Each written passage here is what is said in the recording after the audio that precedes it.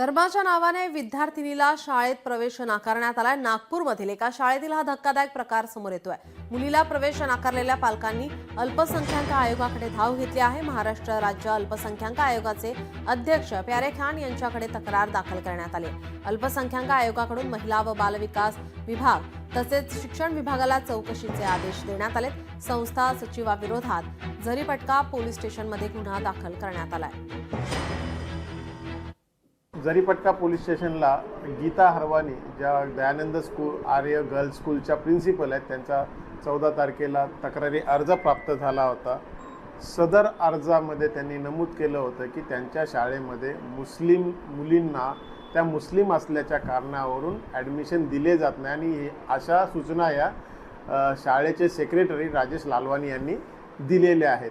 काल गीता हरवानी यांचं बयान घेऊन आपण शाळेचे सचिव राजेश लालवानी, तर ॲडमिशन इन्चार्ज होत्या टीचर सिमरन, तसेच अजून एक टीचर आहे अनिता आर्या, यांच्याविरुद्ध आपण BNS 299 प्रमाणे गुन्हा दाखल केलेला आहे।